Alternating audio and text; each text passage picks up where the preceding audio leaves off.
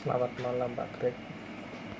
Saya ABCDD dari kelas 1.3 Manajemen akan mereview pandangan agama saya tentang menjaga moralitas. Ya, moralitas Kristiani dalam kehidupan sehari-hari. Moralitas Kristiani, moralitas berasal dari kata moral yang artinya ajaran baik buruk yang dikenal umum mengenai perbuatan, sikap, kewajiban, akhlak, budi pekerti, dan susila.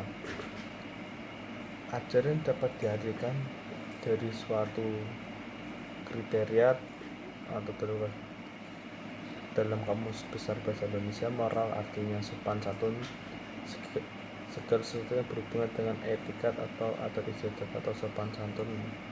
Moralitas Kristen artinya sopan segala sesuatu yang berhubungan dengan etika atau adat istiadat sopan santun yang didasarkan pada atas ajaran agama Kristen yang bersumber pada Alkitab. Sebagaimana sudah dijelaskan di dalam pengertian moralitas di atas, maka untuk menghadapi kecenderungan negatif, upaya pencegahan diperlukan kualitas moral yang dapat dipertanggungjawabkan. Kualitas moral yang dimaksud ialah moral Kristen yang bersumber dari iman Kristen, atau itu artinya apabila seorang Kristen sungguh-sungguh memegang teguh iman dalam hidup, maka pasti akan terhindar dari berbagai pelanggaran. Dengan demikian, seluruh realitas kehidupan dalam pelaksanaan merupakan implementasi dari iman, sehingga sesuai dengan firman Tuhan, bekerjalah untuk Tuhan dan bukan untuk manusia. Iman itu harus disertai dengan perbuatan, karena tanpa perbuatan pada hakikatnya mati. Iman itu bukan hanya sebagai sebuah keyakinan akan Tuhan yang abstrak, justru iman yang kelihatannya abstrak itu harus mampu mengontrol dan mengendalikan seluruh aspek pikiran, perilaku, dan perbuatan sehari-hari.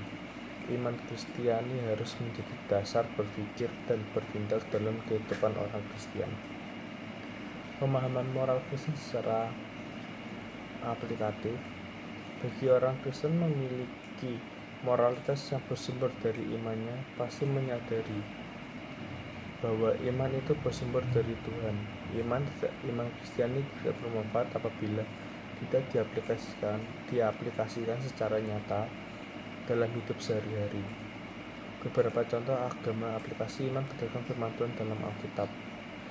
Di sini saya memiliki 4 ayat. Yang pertama itu Amsal 12 ayat 24.